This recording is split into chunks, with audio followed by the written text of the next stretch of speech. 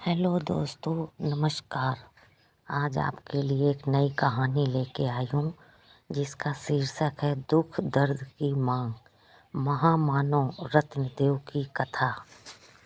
महाराज रत्नदेव मनु के वश में उत्पन्न हुए थे। इनके पिता का नाम सुकृति था। महाराज रत्नदेव मानवता कूट कूट कर भरी हुई थी। ये प्राणी मात्र में भगवान को देखा करते थे। सभी के लिए इनके हृदय में करुणा का सागर सदा लहराता रहता था।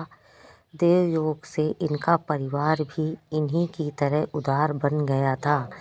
परिवार का प्रत्येक सदस्य स्वयं न खा पीकर दूसरे के खिलाने का ही अभ्यस्त हो गया था। अपने दर्द का उन्हें कभी ध्यान न होता था। दूसरों के दुख दर्द मिटाने से ही उन्हें संतोष मिलता था। एक बार पूरे परिवार को 48 दिन तक फाके लगाने पड़े। किसी को जल तक नहीं मिला था। भूख और प्यास से परिवार कांप रहा था।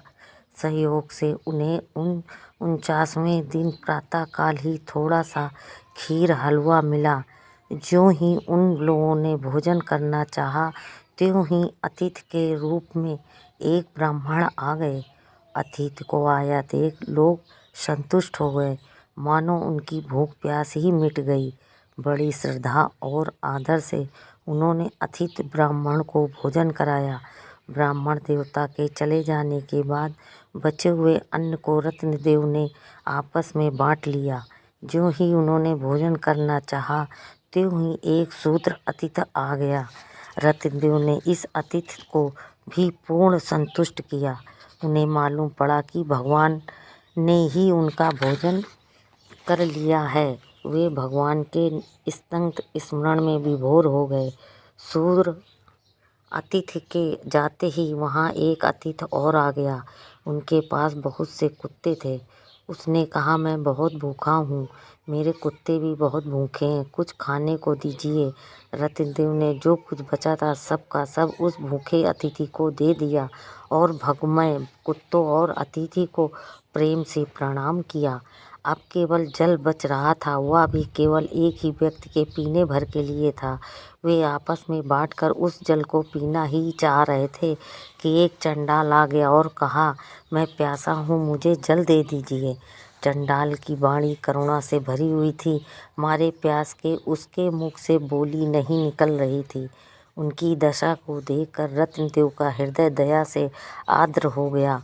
उन्होंने भगवान से प्रार्थना की कि हे भगवान, मुझे संपूर्ण प्राणियों के हृदय में स्थित कर दो, जिससे उनका सब दुख दर्द मैं ही झेल लूं और वे सुखी बने रहें। जल पीने से बेचारे के जीवन की रक्षा हो गई। महाराज के भूख प्यास की पीड़ा, शिथिलता, दीनता, मोह आदि सब जाते रहे। मानवता के इतिहास में ये अनूठी घटना है। इस गाथा को लोक और परलोक में आज भी लोग आदर से गाते हैं। महाराज रत्नदेव ने मानवता के मस्तक को ऊंचा किया है। भारत को उन पर गर्व है। आज की कहानी यहीं तक।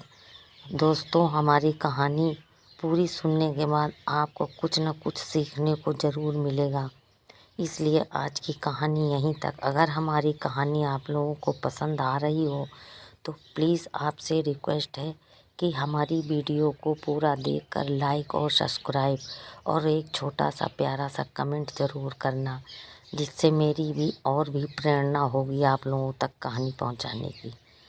धन्यवाद।